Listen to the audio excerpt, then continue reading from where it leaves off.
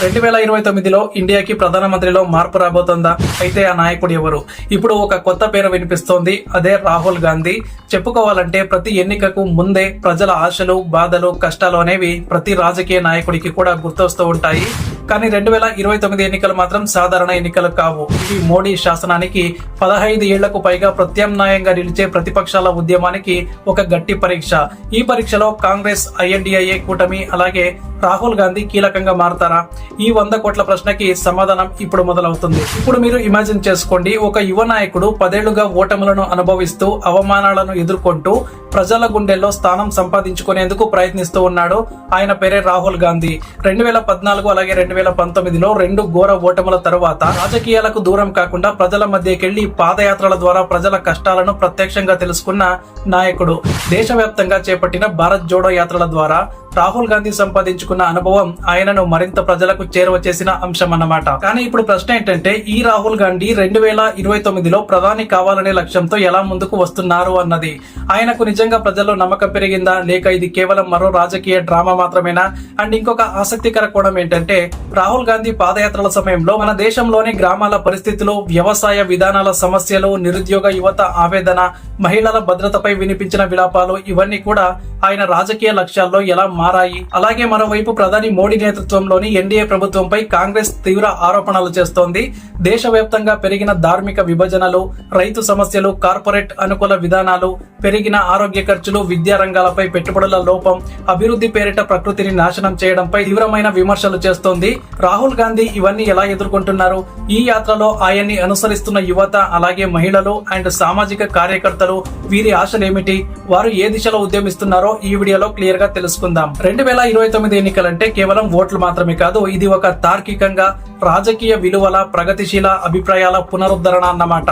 అలాంటిది రాహుల్ గాంధీ దీనికి నాయకత్వం వహించగలరా అనే ప్రశ్న ఇప్పుడు బలంగా వినిపిస్తోంది.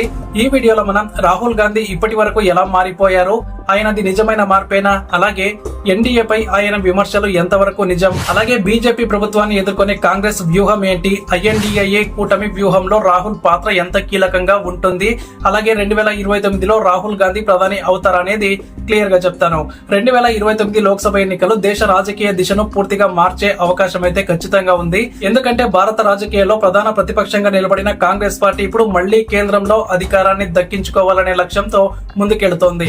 ఈ నేపథ్యంలో రాహుల్ గాంధీ పాత్ర ఎంతో కీలకమైంది. ఆయన ప్రస్తుత దూకుడు, ప్రచార శైలి, ప్రజలతో నేరుగా కలుస్తున్న విధానం ఇవన్నీ కూడా ఆయన నాయకత్వాన్ని మరోసారి చాటుతూ వస్తున్నాయి. 2024 ఎన్నికల తర్వాత ఏర్పడిన ఎన్డీఏ ప్రభుత్వంపై విమర్శలు, దేశంలో పెరిగిన ధరలు, యువత ఉద్యోగావకాశాల లోపం, సామాజిక అసమానతలు ఇలాంటివన్నీ కూడా కాంగ్రెస్ పార్టీకి అవకాశాలను అందిస్తూ ఉన్నాయి. అలాగే రాహుల్ గాంధీ 2029 ఎన్నికల్లో ప్రధాని అభ్యర్థిగా కనిపించే అవకాశం ఎక్కువగా ఉంది. ఎందుకంటే 2024 ఎన్నికల్లో ఓటమి తర్వాత ఆయన మరింత శక్తివంతమైన ప్రచారాన్ని నిర్వహిస్తూ దేశవ్యాప్తంగా భారత్ జోడో యాత్ర, న్యాయయాత్ర వంటి ఉద్యమాల ద్వారా తన సామర్థ్యాన్ని చూపించారు. ప్రజలతో నేరుగా కలుస్తూ వారి సమస్యలను నేరుగా తెలుసుకోవడం ఆయనకు ఒక ప్రత్యేక శైలిగా నిలిచింది. సో రాహుల్ గాంధీపై గతంలో ఉన్న అస్పష్టమైన నాయకత్వం అనే విమర్శలు ఇప్పుడు నెమ్మదిగా తొలగిపోతూ ఉన్నాయి. ఇక 2029లో రాహుల్ గాంధీ ఎన్డీఏ కూటమిని ఎలా ఎదుర్కోబోతున్నారు అన్నదే ఇప్పుడు పెద్ద ప్రశ్న. ప్రస్తుతం బీజేపీకి తగినంత బలం ఉన్నా కూడా అనేక రాష్ట్రాల్లో ఆ పార్టీకి వ్యతిరేకంగా ప్రజాగ్రహం పెరుగుతోంది. రైతుల ఆందోళనలు, ఆర్థిక అసమానతలు, ప్రభుత్వ సంస్థల వికేంద్రీకరణపై విమర్శలు ఇవన్నీ కూడా ప్రజల్లో ఒక రకమైన ఆలోచనను కలిగిస్తూ ఉన్నాయి. ఈ అంశాలను కాంగ్రెస్ పూర్తిగా ఉపయోగించుకునే ప్రయత్నం అయితే చేస్తోంది. అండ్ రాహుల్ గాంధీ నేతృత్వంలోని కాంగ్రెస్ పార్టీ ప్రధానంగా బీజేపీపై 3 ప్రధాన ఆరోపణలు చేస్తోంది. ఏంటి అంటే, ప్రజల డబ్బుతో ఉన్న ప్రభుత్వ సంస్థలను ప్రైవేటీకరించడం, అండ్ రాజకీయ ప్రత్యర్థులపై దౌర్జన్యంగా కేంద్ర ఏజెన్సీలను వాడటం, అలాగే దేశభక్తిని తమ సొంత సంపత్తిగా చూపించడంలో మోసం వంటి ఆరోపణలను ప్రచారంలో మించిన దూకుడుగా వినిపిస్తూ కాంగ్రెస్ జాతీయ స్థాయిలో మరింత శక్తివంతంగా నిలుస్తోంది. ఇప్పుడు రాహుల్ గాంధీ ప్రధానమంత్రి కావటానికి ఆయన ఏ విధానాన్ని అనుసరిస్తున్నారు అంటే, ఆయన ప్రచార విధానం 2024 తర్వాత పూర్తిగా మారిపోయింది. నియోజకవర్గాల్లో నేరుగా కలుసుకునే న్యాయయాత్రల ద్వారా ఆయన సామాజికంగా అన్ని వర్గాలను కలిపే ప్రయత్నం అయితే చేస్తూ ఉన్నారు. ముస్లిం, దళిత, ఓబీసీ, ఆదివాసీ వర్గాలపై ప్రత్యేక దృష్టి పెట్టడం ద్వారా కాంగ్రెస్ ఓటు బ్యాంకును తిరిగి నిర్మించుకునే పనిలో ఉంది. కాబట్టి 2029లో బీజేపీకి ఎదురుగా ఏర్పడే ఐఎన్డీఏ కూటమిలో రాహుల్ గాంధీ ప్రాముఖ్యత మరింత పెరిగింది. మమతా బెనర్జీ, అఖిలేష్ యాదవ్, తేజస్వి యాదవ్, స్టాలిన్ వంటి ప్రముఖ నాయకులు రాహుల్ గాంధీకి మద్దతు పలుకుతున్నారు. అయితే పశ్చిమ బెంగాల్, ఒడిశా, తెలంగాణ, ఆంధ్రప్రదేశ్, తమిళనాడు వంటి రాష్ట్రాల్లో స్థానిక పార్టీలు తమ ఆధిపత్యాన్ని కొనసాగిస్తూ ఉన్నాయి. ఈ రాష్ట్రాల్లో కాంగ్రెస్ ప్రభావాన్ని పెంచడం రాహుల్ గాంధీకి పెద్ద సవాలుగా మారింది.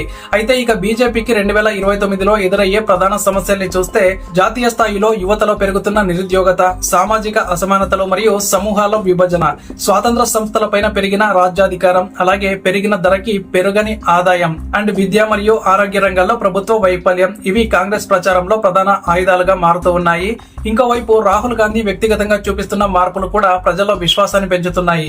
ఎలా అంటే గతంలో రాహుల్ పై ఉన్న విమర్శలు అంటే స్పష్టత లేమి, ప్రసంగాల్లో తడబాటు ఇవన్నీ కూడా నెమ్మదిగా తగ్గిపోయాయి. ఇప్పుడు రాహుల్ గాంధీ మరింత శాంతమైన అలాగే ఆలోచనాత్మక నాయకుడిగా పరిణతి పొందారు. ఆయన వాక్చాతుర్యం కూడా మెరుగుపడింది. అలాగే సోషల్ మీడియాలో యువతను ఆకట్టుకునే ప్రయత్నంలో విజయవంతం కూడా అవుతూ ఉన్నారు. ఇప్పుడు రాహుల్ గాంధీ ప్రధాని అభ్యర్థిగా ఎలా ఎదగగలడన్న అంశానికి కేంద్రంగా ఉండే కొన్ని ముఖ్యమైన విషయాలు తెలుసుకుందాం. ఏంటి అంటే దేశవ్యాప్తంగా బలమైన సంకల్పం కలిగిన ప్రతిపక్ష కూటమి ఏర్పాటు చేయగల సామర్థ్యం రాహుల్ కు ఉంది. అలాగే వ్యక్తిగత శుభ్రమైన పాలనా చరిత్ర ఉంది. అలాగే యువతలో ఆయనపై ఉన్నటువంటి ఆకర్షణ అండ్ శాంతియుత వ్యవస్థను ప్రోత్సహించే విధానం, ప్రజలతో ప్రత్యక్షంగా కలిసే తత్వం అన్నమాట.